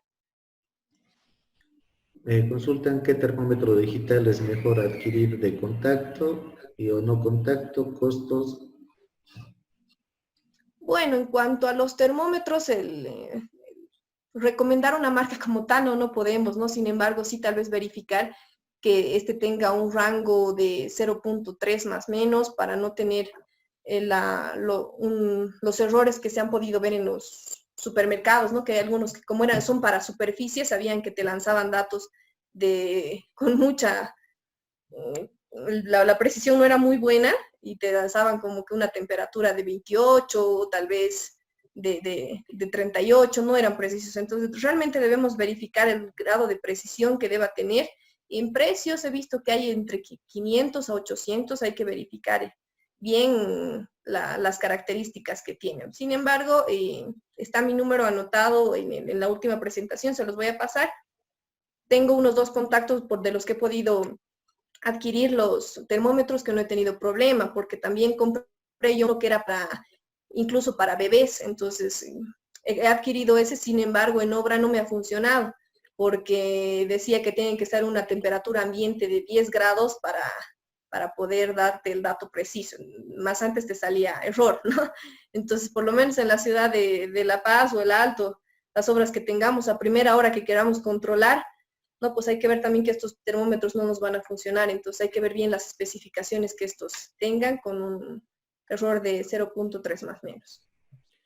Está bien, Pedro, creo que esta pregunta corresponde. ¿Qué cubre todo o capuchones tiene mejor resultado, de nylon o engomado? No lo entiendo bien la pregunta. Dice, ¿qué cubre? Sí, consultan qué cubre todo, capuchones tiene mejor resultado, de nylon o engomado. Seguramente se debe referir a los tipos de protectores para obra, que tenías tipo 6, tipo 4. No sé si le puedo apoyar en eso a Pedro. Bueno, en ese aspecto sí, no se recomienda en realidad el uso de overoles impermeables en obra, ya que como habíamos visto, una cosa es el traje de protección y otra cosa es el overol impermeable. El traje de protección tiene normativas técnicas específicas que cumplen, ¿no? Tiene termosellado, el material del que está hecho, para qué agente voy a utilizarlo específicamente, y cabe de notar que todos estos overoles que yo vaya a utilizar son desechables. Sin embargo, los overoles impermeables que ahora tenemos en el mercado es un material engomado que no sabemos exactamente el grado de permeabilidad incluso, y básicamente nos sirven para que podamos lavarlos fácilmente, creo como una ropa más de trabajo, no como un traje de protección, ¿no? Entonces no se recomienda que tengamos estos overoles en obra porque incluso nos dan una falsa seguridad, ¿no? El personal piensa que se pone el overol y ya está cubierto totalmente, pero al sacarse, si no tiene el entrenamiento que había mencionado Pedro en la presentación para sacarse sin tocar su ropa, en caso de que esté infectado el overol, pero haya tocado y haya tenido contacto con su ropa, ahí estamos poniéndolo en un riesgo. Entonces no es recomendable ni necesario que tengan que utilizar en obra este tipo de equipo de protección personal. Esa sería mi Aquí hay acotación. una pregunta un poco larga. Dice, realizaremos trabajos de instalaciones especiales en un área roja. de tratamiento de COVID-19. El problema es la incompatibilidad de los trajes de bioseguridad y las restricciones que estos tienen con el trabajo físico pesado.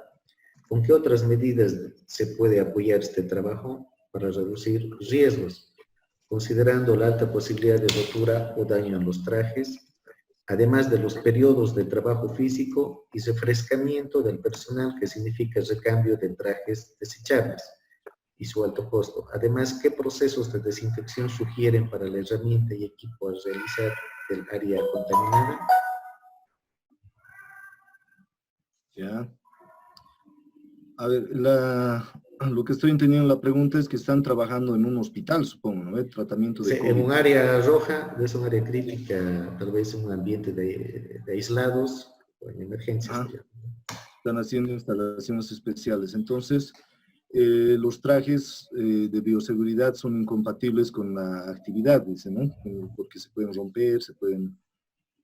Entonces, las medidas que piden que sugiramos tendría que ser simplemente el distanciamiento, ¿no? Y cumplir un rol de turnos que tenga algunas barreras también que puedan impedir porque el hecho de usar en la construcción estos overoles, como explicaba Carol, es incompatible prácticamente trabajar con este tipo de overoles. Y como por la naturaleza del trabajo también los puedes rasgar, los puedes romper, entonces le quitas toda la funcionalidad a los overoles o a los trajes especiales de protección. Entonces la única sería un distanciamiento y una desinfección un poco más específica, rutinaria, que puedan hacer a sus herramientas, a sus espacios de trabajo. Eso sería lo único que les podría aconsejar.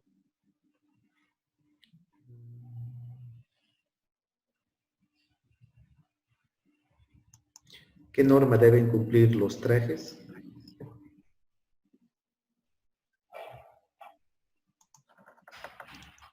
Los trajes tienen sus distintas normativas o certificaciones de acuerdo al uso que se dé, ¿no?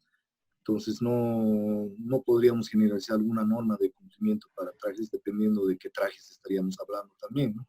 Una pregunta un poco amplia, sí, donde, como hemos mostrado en la diapositiva, hay distintos tipos de trajes especiales y cada uno responde a cierta certificación y cada traje tiene su distinto tipo de uso, o sea, para químicos, para agentes biológicos, etcétera.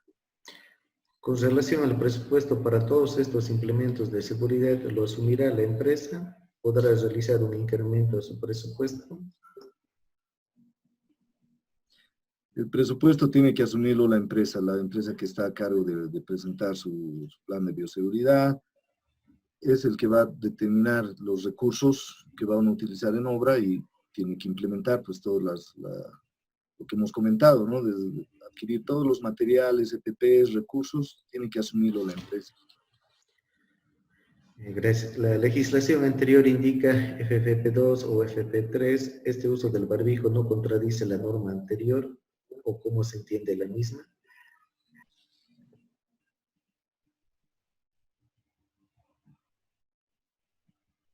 Era justo en el momento que estabas presentando, Pedro, el tema de los barbijos. Ahí surgió esa pregunta, no sé. Ya. O sea, habla de la norma, no nos pide qué tipo de barbijo tengamos que usar, entonces no creo que haya una contradicción con la legislación o norma.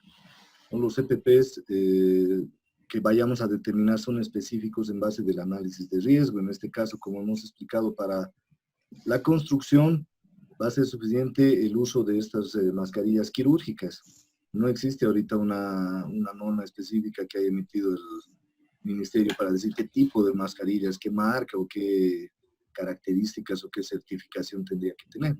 Entonces tampoco se va a contradecir con una norma anterior que tampoco piden, ¿no?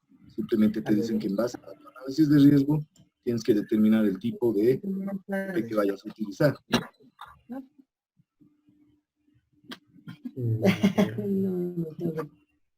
Perfecto. Esta lo resumiré en una sola porque son varias.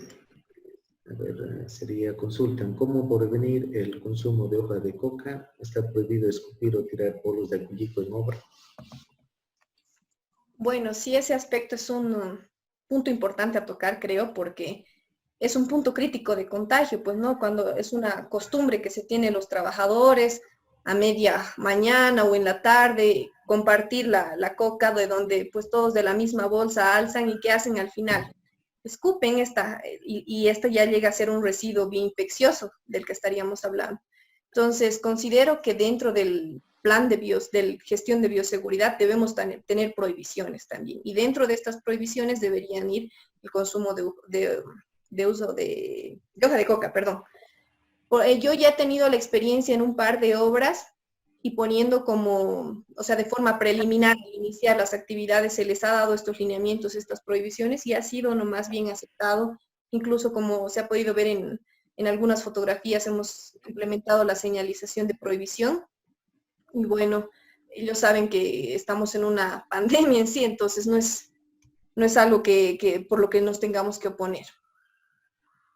Consulta, en el Alto están ofreciendo mascarillas K95 y N95, pero se despegan las etiquetas. ¿Cómo poder saber qué empresas en Bolivia están habilitadas para venta de mascarillas?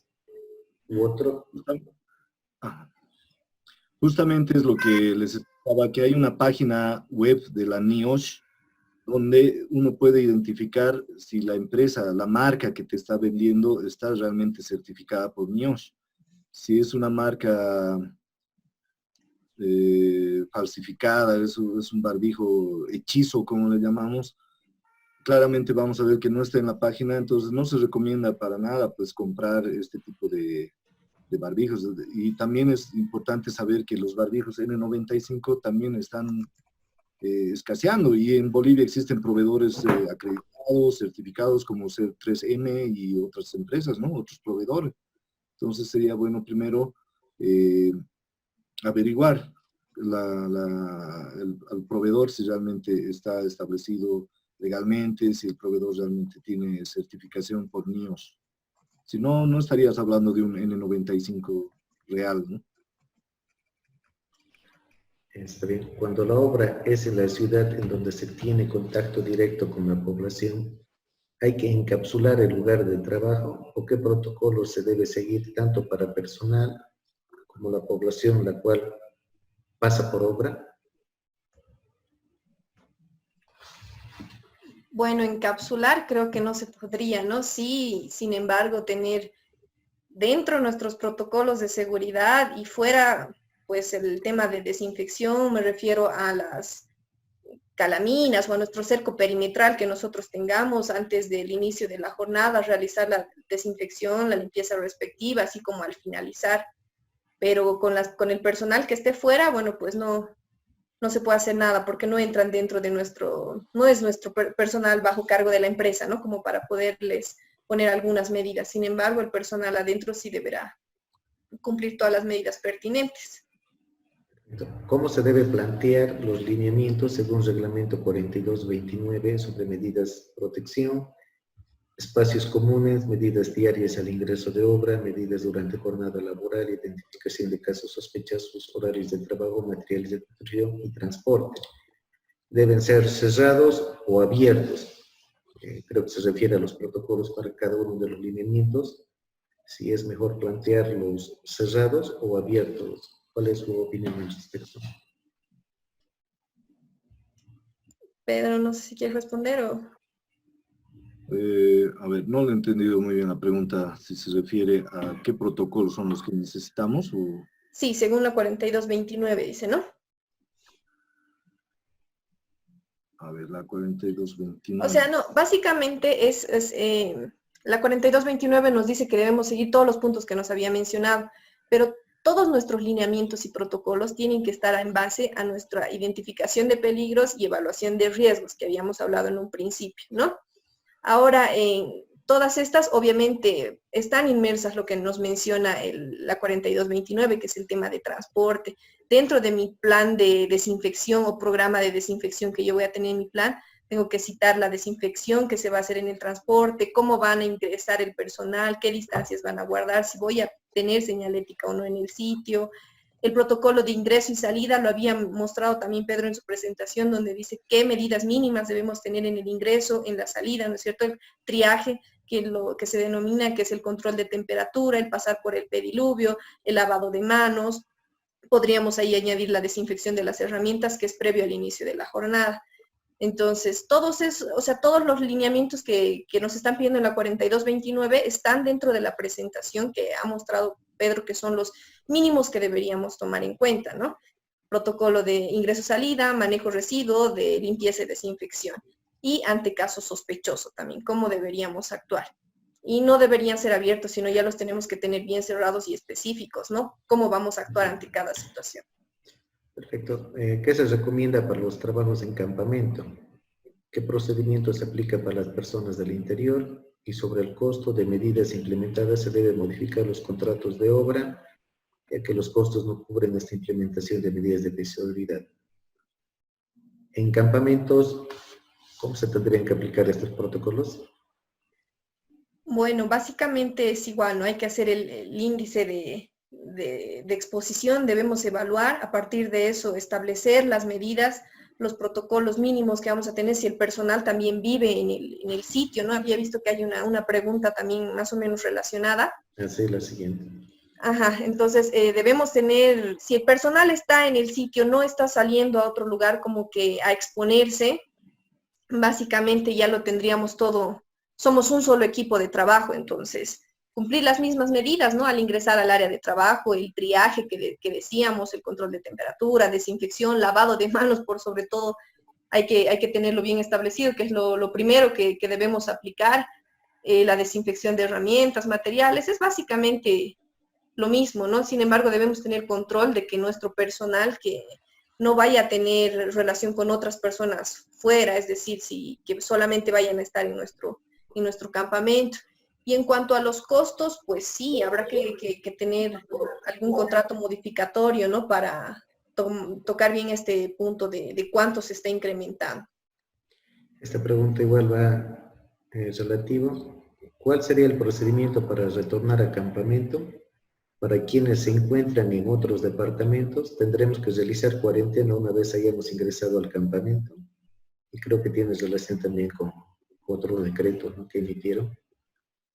Sí, bueno, habría que hacer un registro de control previo, ¿no? Primero tenemos que identificar a nuestro personal, quiénes van a ingresar, quiénes van a retornar a nuestro campamento, a nuestra obra.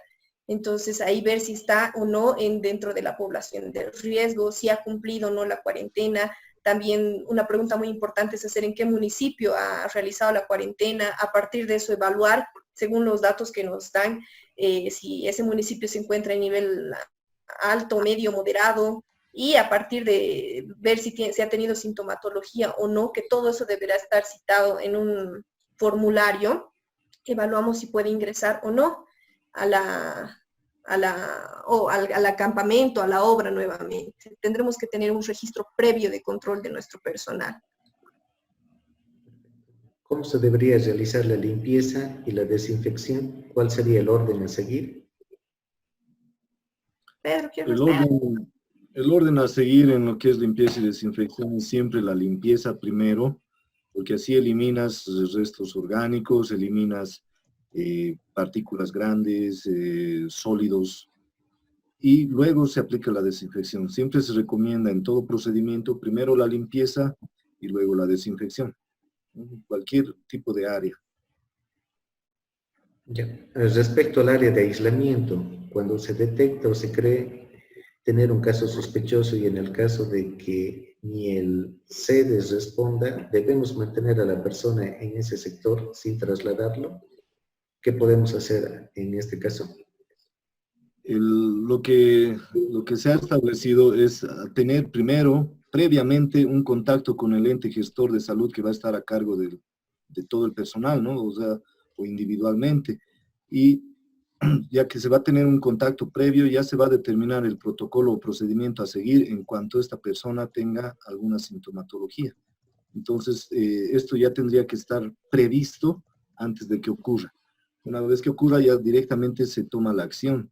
Entonces, en caso de que el ente gestor de salud llegue a decirte no puedo atenderlo, o no tenemos espacio, o no queremos atenderlo, ahí es donde actúa el Comité de Bioseguridad con su área legal, donde tienen que ya ya establecer las acciones legales correspondientes si es que no pueden o no quieren atender al paciente una vez que previamente se había coordinado cómo se lo iba a atender. Entonces, bien importante, antes de iniciar obra, generar estos contactos con los entes gestores de salud y determinar los procedimientos a seguir en caso de, ¿no? De eso consiste este plan de emergencia. Perfecto. Hay algunas preguntas que ya se dieron respuesta. Buenas tardes, excelente exposición. En cuanto a las herramientas para su desinfección, ¿qué productos recomienda? Debido a que usar la bandina puede corroer y dañar las herramientas. Y según el Ministerio de Trabajo, ¿cuál es la categorización del contagio de COVID?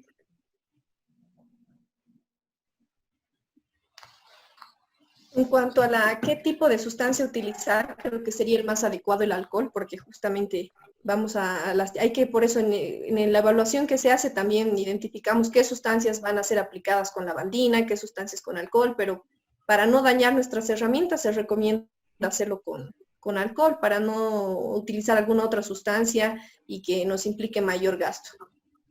Alcohol en atomizador, ¿no? Eso me dices. Es perfecto. Y según el Ministerio de Trabajo, ¿cuál es la categorización del contagio de COVID? ¿Cuál es la categorización? No entiendo muy bien la pregunta. Sí está planteada. Categorización de contagio, dice, ¿no? Sí, categorización de contagio. No hay una categorización de contagio, ¿no? Sí, no entiendo muy bien a qué refiere. En una obra alejada, ¿cómo se debería actuar si en un proyecto el personal vive en la misma obra?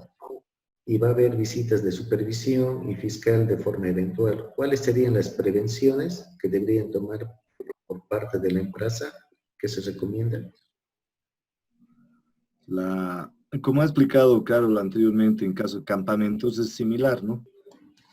Todo va a partir de un análisis de riesgo del lugar y de la interacción que tenga el personal en obra. Si el personal vive ahí, se van a establecer medidas y protocolos para los que están viviendo ahí. Y de la misma manera se establecen protocolos y se les da los lineamientos a los supervisores y a los fiscales que vayan a hacer las inspecciones, que van a tener que participar del mismo protocolo que participan todos, ¿no? Entrar en la rutina de desinfectarse los zapatos, lavarse las manos. Toda visita o toda persona extra de la empresa que ingrese va a tener que cumplir todos los protocolos. Y eso se lo va a establecer en ese plan y se les va a dar la inducción antes de ingresar a todo el personal que externo a la empresa que tenga que ingresar. Perfecto. A ver.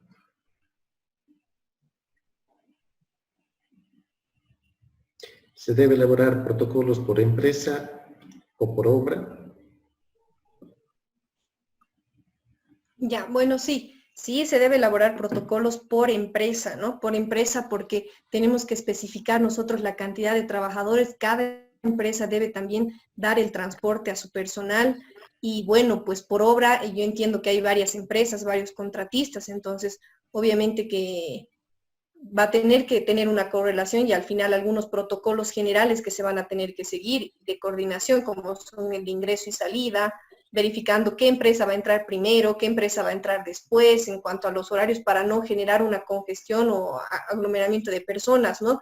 Al ingresar o al salir. Entonces, sí, cada empresa tiene que presentar, porque tiene que presentar con el nombre y la firma del representante legal en el formulario de declaración jurada, especificando con cuántos trabajadores está. Sin embargo, el proyecto como tal deberá pues unir todos estos, estableciendo medidas generales del proyecto como tal. Perfecto. ¿Quién debe firmar el protocolo que se debe adjuntar al formulario que se envía al Ministerio de Trabajo? Bueno, pues deberá ser un prevencionista, ¿no? Porque tiene que hacerse, como habíamos mencionado, un análisis de riesgos, donde estamos añadiendo un nuevo peligro, en este caso el SARS-CoV-2, que va a formar parte incluso de la metodología de evaluación que ya hemos utilizado al hacer nuestro programa de seguridad. Gracias.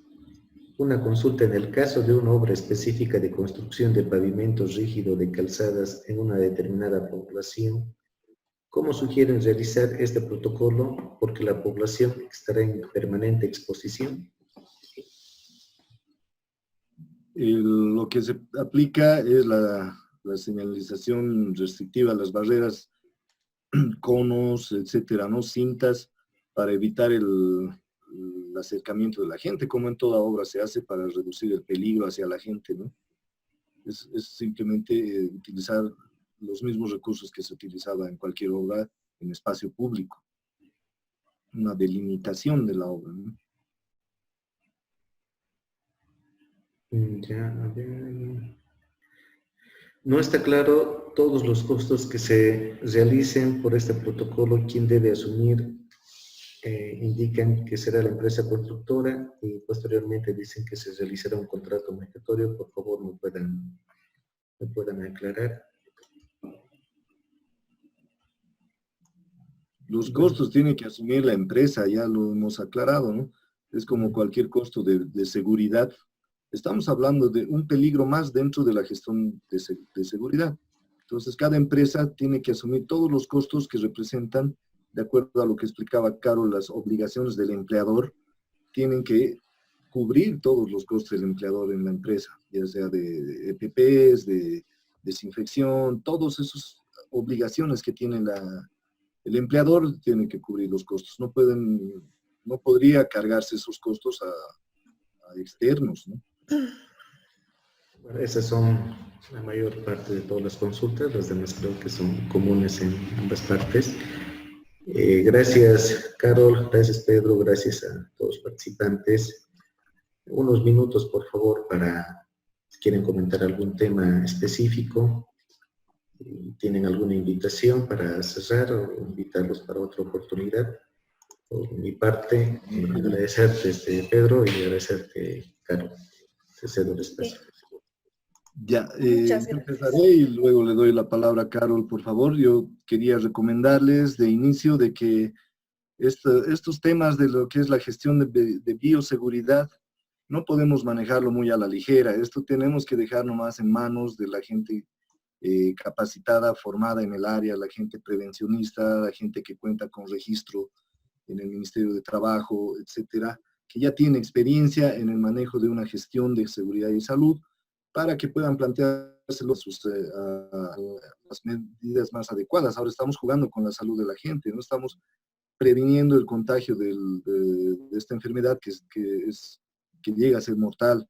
Entonces, tengamos un poco de responsabilidad al respecto, y mi sugerencia es informarse bien, y otro aspecto importante es no caer tampoco en la información que se genera en redes, que a veces nos confunde, nos dicen unas cosas, nos dicen otras. Tenemos que remitirnos, ya sea bien a artículos científicos o a los ministerios, entes serios que te den la información respectiva, porque estamos manejando demasiada información actualmente, de las cuales más de la mitad puede que sean falsas, sean distorsionadas. Entonces, ahorita estamos viendo que se trata de la salud de las personas. Si no es chiste, entonces tenemos que basarnos en recomendaciones específicamente certificadas o por lo menos garantizadas de qué institución, con una buena fuente para poder utilizarlas.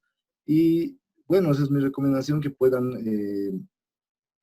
gestionar su bioseguridad. Tampoco entremos en pánico. Estamos hablando de algo que tiene un riesgo que es controlable. Nosotros podemos identificar y controlar los riesgos, reducir el riesgo. Entonces, no entremos en pánico, vamos a empezar a trabajar. Sin embargo, hay que tomar todas las medidas mínimas necesarias para que todo vaya bien. Ese es mi consejo, y gracias por todo. Les cedo la palabra a Carol. Bueno, muchas gracias igual. Creo que ya Pedro lo dijo todo. Tomemos en cuenta de que esta gestión de bioseguridad también que nosotros vamos a implementar, hay que llevar a cabo un control y seguimiento para ver cómo se está ejecutando.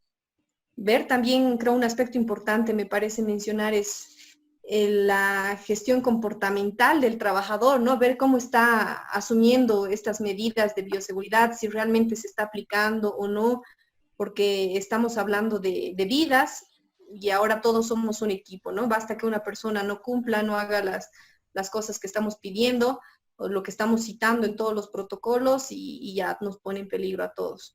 Solamente eso, y si tienen alguna consulta, duda, igual pueden escribirnos, nuestros números están acá justo en la pantalla que estoy compartiendo, y igual ofrecemos el servicio como MIMBA de elaboración de protocolos de bioseguridad. Si necesitan asesoramiento, guía, bueno, pues estamos prestos a colaborarlos, así como también adelantarme un poquito hacia el curso que se va a brindar un curso especializado para elaboración de estos planes de bioseguridad, el día jueves 28, viernes 29 y sábado 30, que va a ser, bueno, en esta capacitación, de este curso en realidad que se va a brindar, van a formar parte profesionales como médicos, es un médico epidemiológico que tenemos, un abogado laboral y prevencionistas, porque es un equipo multidisciplinario en realidad el que debe tomar acciones sobre casos como estos. Entonces por eso estamos lanzando el curso de esa forma. Ahí están, para mayores información, nuestros números en la parte de abajo. Y bueno, eso sería todo por mi parte. Muchas gracias y estamos prestos a cualquier consulta que ustedes tengan. Gracias, ingeniera Carol. Gracias, ingeniero Pedro. A ver, hasta una próxima y tengan buena tarde. Asimismo, a todos los participantes y las dudas. Los videos me consultan sobre los videos. Sí, una vez editados, se remitirán a los correos de inscripción y las diapositivas igual ya las pueden descargar del chat. Hasta una próxima oportunidad. Saludos y gracias. Buenas tardes. Gracias a todos, gracias por la atención. Gracias. Que hayamos sido claros. Hasta luego. Hasta luego. Chao, hasta luego, Carlos.